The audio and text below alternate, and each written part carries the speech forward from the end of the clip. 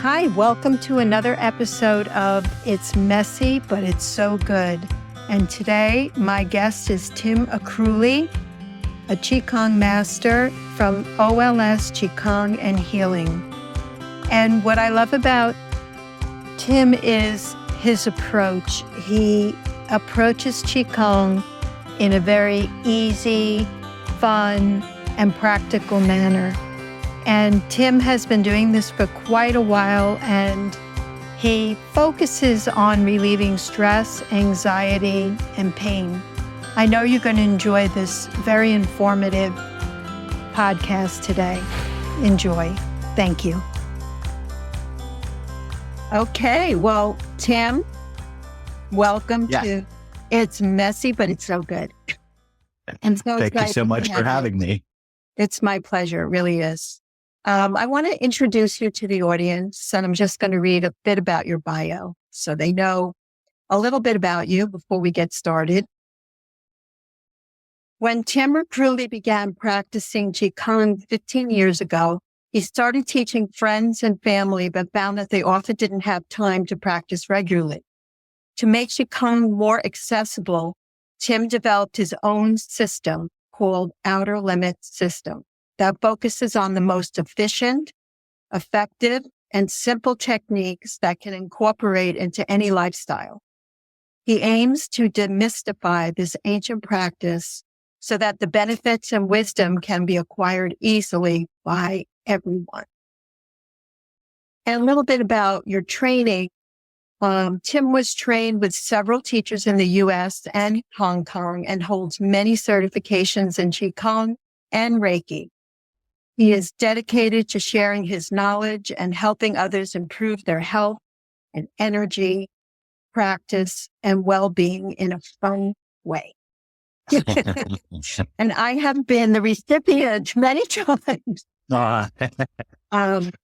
One thing I can say about you, Tim, that your ability and intention and desire to want to help people in any moment is so beautiful. And you're always so gracious and always so willing to work with anybody in any second, just, at a meeting or after a meeting or, at an event or just as friends. So I really appreciate about you. It's really. Thank you so much. That's so sweet. Of course. So I'd love to start off with, we just really found out a little bit about your training and background. And I want to know, really, what really drove you to this passion that you have? Because I would say, Tim, it is definitely a passion. I mean, you just, as I voiced before, you just love sharing with people. And if you could share with the audience a little bit about that journey. Yeah. So when I first started doing Qigong, it was fascinating to me. My very first class was unbelievable. I left with this very curious feeling of I was really relaxed, but so energized at the same time. I couldn't even explain it. I never felt like that before. So that piqued my interest and I wanted to learn more and more and more about it. I was fortunate enough to run across my main teacher, Gary McCabe, who is just a wonderful human being and so generous in his knowledge, and took me under his wing. And I got so excited and passionate right from the beginning about it. And I was trying to share with friends and family these practices because I felt so good from it. So I wanted to share that with everybody. Everybody that I shared it with said that they felt better. And when I asked people, say like a week or so later, if they were practicing on their own, almost everybody said no. And when I asked why, the main reason that I got was that they didn't have enough time. Mm-hmm. So whether that's our go-to excuse or whether that's really true, because things are busy. I really found this drive to be able to figure out a way to take all of this ancient wisdom and knowledge and be able to somehow make it compact and easily digestible so that people can use this throughout their day. So I understand that the traditional ways of training might not fit into a modern day lifestyle. Or it might just be something that people don't really know about and don't have the interest to find out, because there's, everybody has so much going on already. To take on extra things sometimes is a little bit hard. So ever since then, I've really been driven to try to find out, how can I have somebody experience this for themselves, just so that, number one, they can feel empowered and understand that they can heal themselves very quickly. And two, to be interested enough in it to maybe cut out a little time. And I don't ask anybody to cut out, 10 years to sit on a mountain with me and do Qigong or anything like that. But just a couple ways to take a minute out of your day, or while you're walking in between something or standing online somewhere, simple things that you can use these techniques to be able to work on yourself while you're watching TV or, doing your everyday tasks, but finding a way to incorporate it in and make it part of your practice, because it's so valuable. So I've been on a hunt ever since to try to take all of this knowledge and try to find a way that you can feel it very, very quickly. And I aim to try to come up with techniques that you can find it in seconds or minutes rather than months or years. That's amazing. And yes, my experience with your work is that it does work very rapidly. And it isn't complicated, which I appreciate. Yeah. I think everybody does. Yeah, for sure. And as far as coming up with these different practices and kind of, taking all these different concepts, how did you go through that? Was it just experiencing, experimenting maybe with different techniques that you learned? Because that's fascinating. I'm always interested when people come up with their own modality, more or less, Right. This training has taught me to focus on the subtle things. So it is a subtle energy. And the more relaxed you get, the more you're able to feel it, because tension is, I think of chi or energy as little ambulances that are always trying to get around in our body. And when we have tension, we're creating merges on the highway and we start to create traffic jams. So as I really understood that, I started to relax a little bit more, and I tried to pay attention to these subtle energies more. And I did that so much that these subtle little movements started to become glaringly obvious to me. So as I started to feel those little things, I would experiment and say, okay, well, if that happens, what happens if I do this? And tons and tons of trial and error to really boil things down. And I'm so happy to hear that you said that you can feel it rapidly. Who wants to take extra time to learn something, right? I think everybody appreciates it being easy. So my goal is to try to find these things where somebody can say, hey, I can do this little thing and I can feel it. And hopefully that leads to a path of them finding these subtle energies more and doing the same process that I did, is just softening, listening inside, because we're so used to listening to the outside, and we've been taught to push through it and reach for the stars and always go and more. And the interesting thing about this journey is that when I first started out, I thought I would have to learn more and do more. And I think that's everybody's idea of things. Along this way, I found out that the trick is to actually do less. And that is so much harder than doing more. It is so fascinating, because you would think, doing more would be harder, but we've trained so much to do more that we're good at it. We haven't really trained so much to do less, which is a really interesting thing that I learned through this process. Yeah, that is so true. Just through the media society, our families, of course, not always, with bad intentions at all, but we get messages and we're bombarded. And I think as I experienced doing some of your techniques, it just immediately draws you in to the present moment. And I don't think we talked that you do actually focus in on pain relief. Is that correct? I do.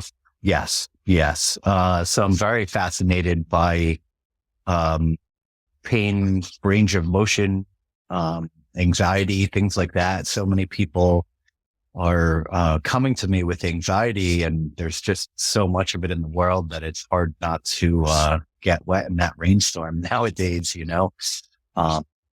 So I really like to focus on, because I started paying attention to all these subtle energies in my body, I started really feeling into my body, and that also gave me ability to feel into others' bodies. So that's where I started getting into the pain relief and starting to understand how energy flows, how energy locks. It causes range of motion issues, or how it may store in some places and start to hurt. Playing around with that, it's really, really fascinating. It never gets old to me. I am never not surprised by one single session.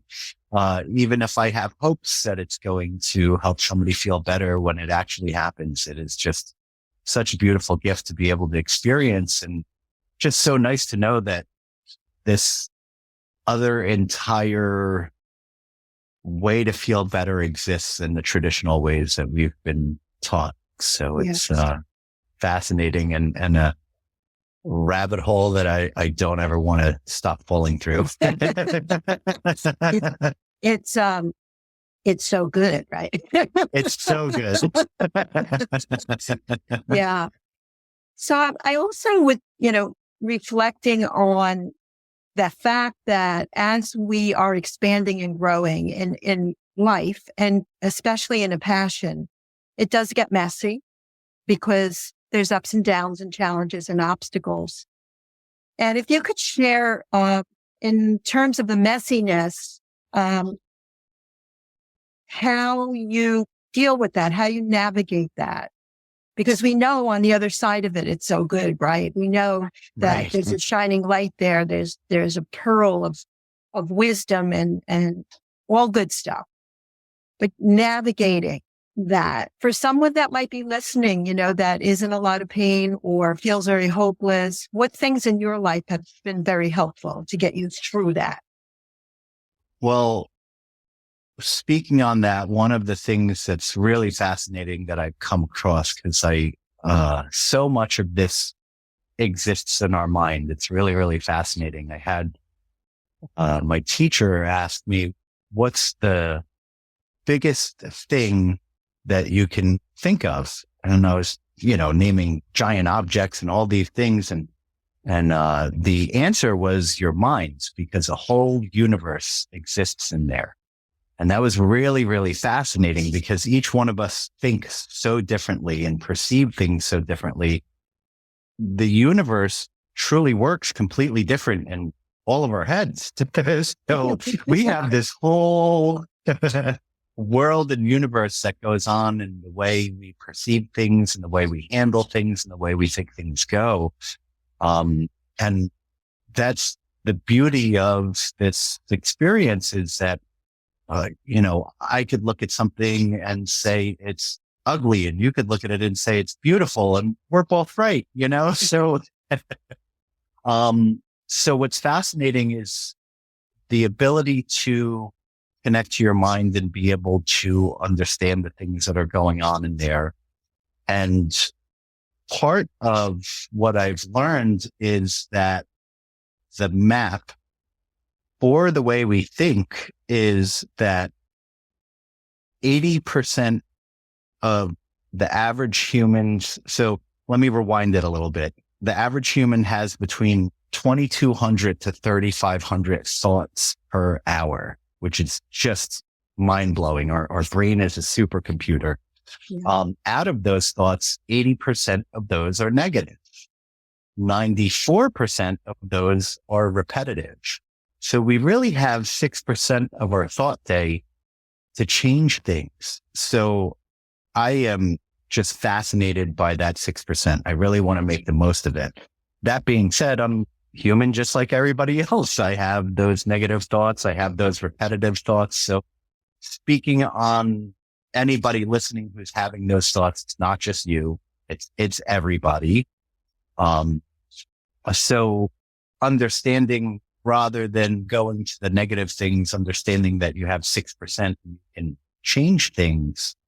And being that 94% of your thoughts are repetitive, if you take that 6% and keep working that over and over, that 94% starts to get really good. And that's really what helps me out through the messiness. My mind, I've discovered, is number one, a sprinter, not a long distance runner. So it's really good to figure things out. It's quick on its feet. It's really good to be able to come up with a lot of things in a short amount of time.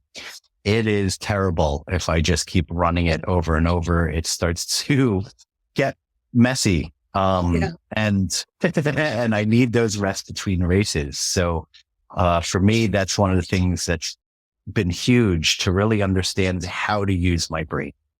Out of all of those thoughts, I've realized that my brain is this machine that is designed to analyze, and it always wants to prove itself right.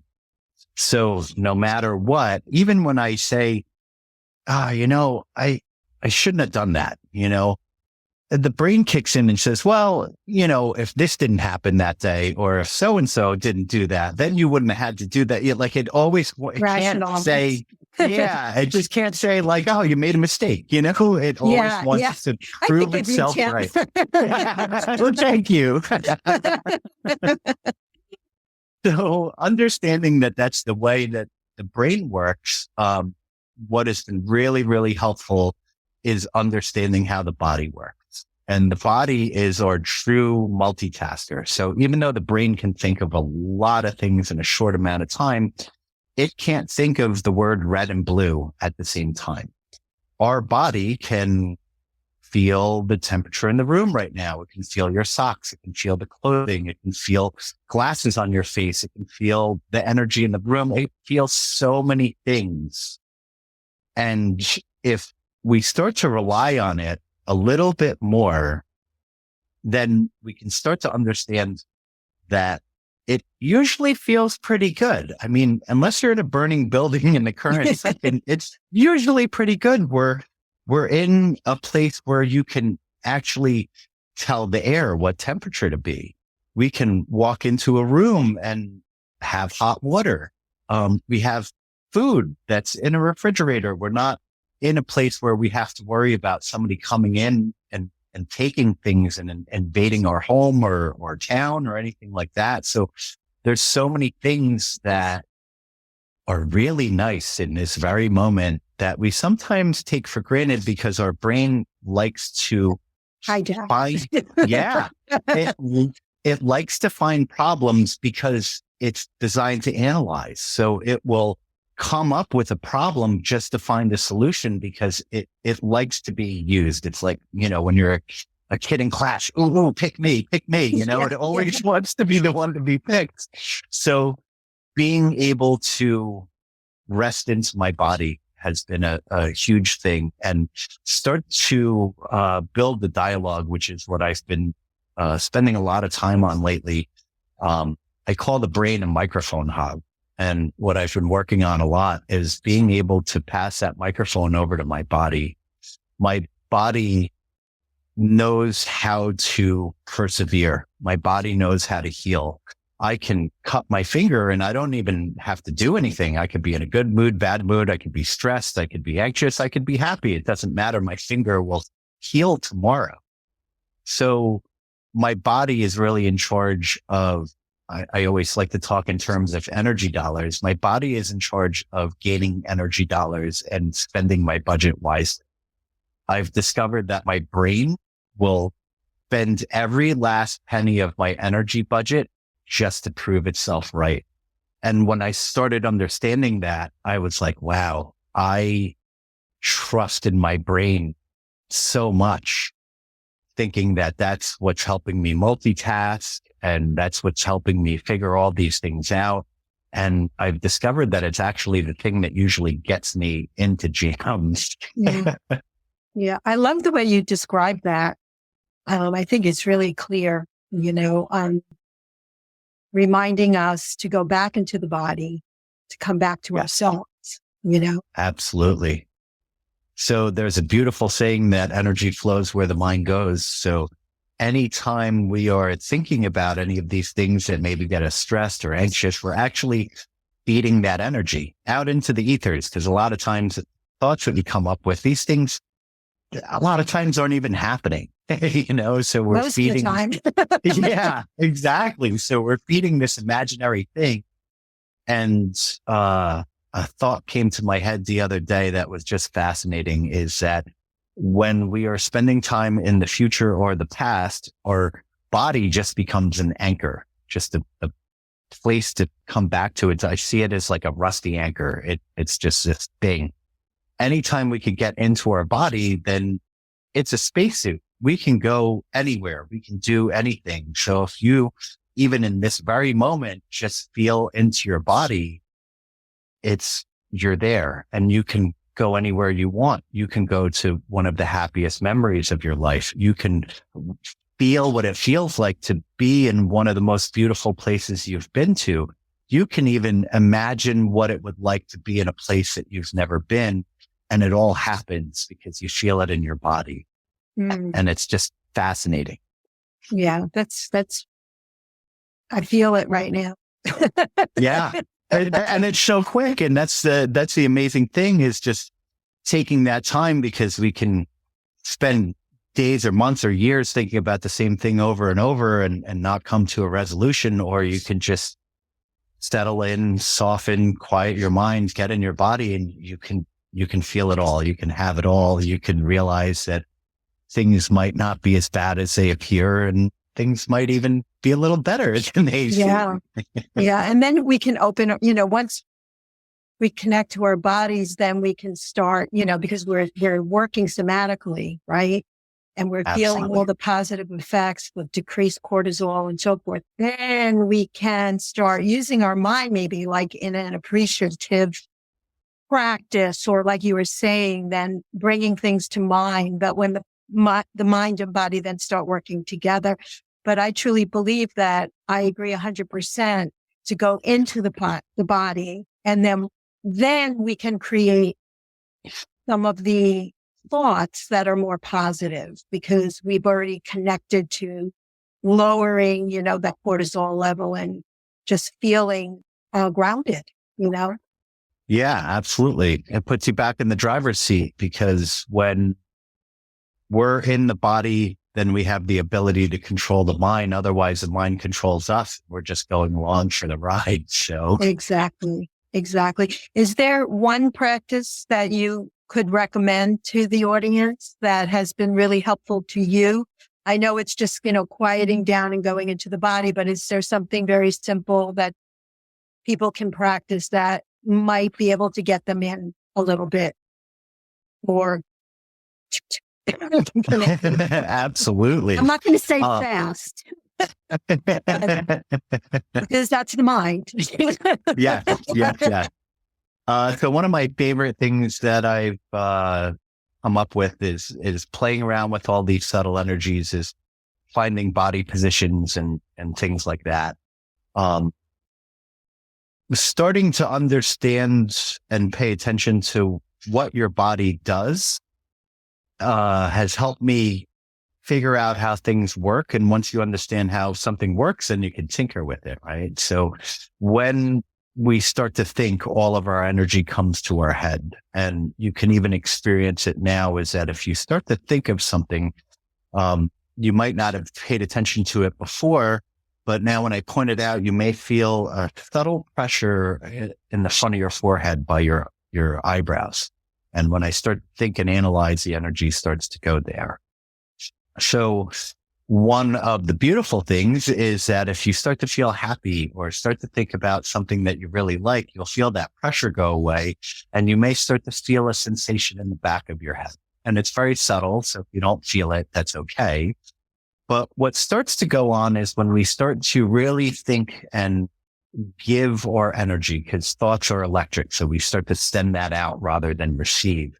What happens is all the energy comes into our head, and then usually those thoughts start to create tension. So our shoulders start to rise. And then I found that people who think a lot or are anxious or stressed, they have a lot of shoulder and neck issues and sometimes headaches. And one of the most valuable things you could do is drop your shoulders, because what starts to happen is we call all the energy into our head, then our shoulders raises and it traps all of that energy in there.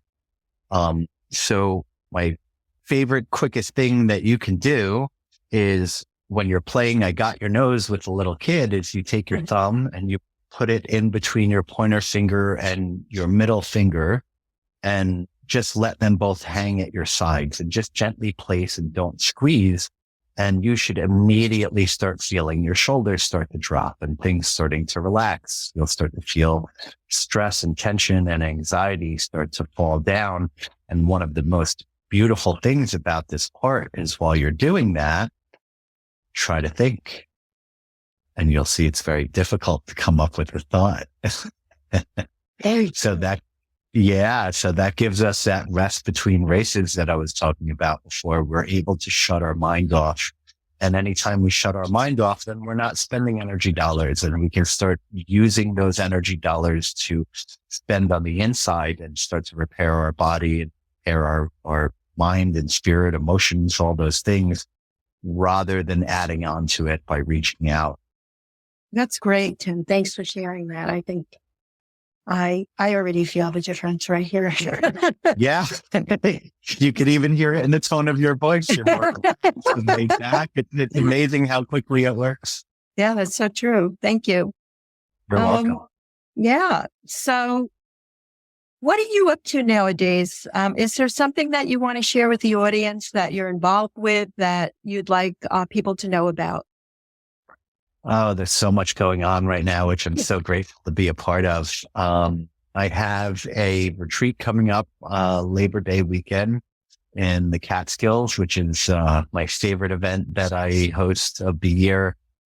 We have 12 practitioners coming in. It's a 4-day event. All your food is taken care of, classes. There's a giant pool, hot tub, sauna, a 32-acre island with alpaca. So just walk around, connect with nature. It's a really beautiful event. I've been doing a weekly class every Wednesday in Sugarloaf at the Holistic Healing Studio that goes on every Wednesday at 7. And I've been doing it for the past 6 years. And we have just the most beautiful group of people over there who just love to share energy, and that community is wonderful. Recently, I did something at Vastu, which you are very familiar with. And We the People Warwick is just doing such a beautiful thing where they are inviting teens from 13 to 18 to come and experience all of these different modalities, which over the years, I've just heard so many people say, why don't they teach kids this in school? Or why didn't they teach me this in school? You know, this is so useful. And that is a program that's running for the rest of the month every Tuesday at 3:30, I believe. And that is just wonderful. I love to be able to pass all of this information down to the next generation, and hopefully they get a head start, because I'm one of those people. I wish I knew all of this stuff sooner. So yeah, it's so important. I had the honor of being part of that as well. And I believe that program, there's plans to kind of continue that for the future. So if anyone in the local community has missed the August program, I think that will be going further with We the People in the future. That's our hopes. So I'm so excited to hear that. Absolutely. It's just so wonderful. And that's the closest thing that I've found to people teaching it in school. So I'm really happy things are going in that direction. Yeah, we have to take it into our own hands sometimes. Yeah, for sure. which is, We the People has created this opportunity out for the teens and for us too to participate. It's been, you know, just great, So we want to get the word out with that and have that spread. And also, if this podcast is actually going to be at a later time from your retreat, just so people can get in touch with you for perhaps the next retreat. Are you doing this retreat once a year, or are you doing it like twice a year, or? Yeah. So this big retreat with multiple practitioners, I do once a year. But I do have little mini retreats, and I try to do classes in cool places. I do the Salt Cave and Chestnut Ridge, and right. There's some beautiful spots that pop up along the way that I try to get people into a nice environment, so it's a fully immersive experience. Get some new scenery, learn some new places. So I always like to find cool places. So being able to combine the two is really something that I'm so grateful to be able to do, and have everybody be interested and continue being able to do this. So before we go over some of your contact information, if people want to reach out to you and work with you, attend any classes, or just do you work online as well at this time? I do private sessions online. I don't have any group classes at the moment, but I do private sessions. I also do distance healing, which could be done if somebody can't come in person. But most of the stuff at this time I'm doing in person. Okay, great. So Tim, I always ask my guests, what do you think the greatest gift has been for you personally with having things messy, but so good, going through your journey, going through your passion? What is the greatest gift that you have received? I would say this path has just been unbelievable. It is just the surprise gift. I wouldn't say it's just one gift, but so often you get this surprise gift from the universe. You meet somebody like yourself. You have this quote coincidental situations going on all the time. So my greatest gift is that I continue to get endless gifts. It's just unbelievable. The people I meet, the connections I make, something comes up and all of a sudden a solution appears out of left field, things like that. It's just, so often I stop and I'm just like, that is just so cool. It's just, there's too many coincidences to be coincidences. So I love that, the universe gives these little never ending gifts and support. I love that. And that is so true. And I think that the more you're expanding from the inside and growing, right? And I mentioned this with another guest, not the, the achievement of the external validation, but really coming from your passion and, you just feel this connection with the universe, right? And then there's Absolutely. This exchange. People, places, situations show up in your path. And you definitely are a person that reflects that for sure. And I think, a lot of that is who you are naturally. I think you just exude a lot of love and passion for what you do. So we appreciate you, Tim. Thank you for noticing that. That's nice to say. Here. Yeah, I greatly appreciate that. So your best contact information, we're going to put in the show notes, but just if you just wanted to share, like on Instagram, what is your Instagram handle, and maybe your email or whatever you think is the best way for people to reach you? Yeah. So I update everything, mostly on Facebook and Instagram, which is Outer Limits Qigong, on both Instagram and Facebook. And that's QIGONG, because I know that's a tough one to spell. I also have a website, which I am admittedly need to do better on updating on there, but that is OLS Healing for Outer Limits System. So olshealing.com. And I could be reached by email or phone number, which you can put in the notes. Sure. And I can be reached for private sessions if you want instructional sessions, energy healing, either distance or in person. And I've been really surprised by how many people I have ran across lately that aren't familiar with energy healing. And it's definitely something that is worth a try, because a lot of people have said, oh, I don't really know anything about this. And by the time they leave, so-and-so told me I have to come and try this. I don't know what to expect, that sort of thing. And so many people have come out with amazing results. So it's just something, if you're dealing with anything, any sort of pain or, emotional things, if you just need a little help, try energy healing. Even if it's not from me, from another practitioner, it's just such a beautiful thing to be able to explore, and you may be surprised by the results you get. Yeah, absolutely. Well, thank you, Tim. We really appreciate you sharing your passion and your experience and your journey. So thanks for being here. Thank you so much for having me. This is wonderful. You're welcome. Take care. I'll see you around. All right. Take care, Fran. Thank you. Hey, thanks for listening to It's Messy, but It's So Good. And thanks, Tim, for a wonderful interview. If you'd like to reach out to Tim, he's available for online and in-person classes and also healing. You can reach him at his website at olshealing.com, on Facebook at Outer Limits Qigong, and on Instagram at Outer Limits Qigong.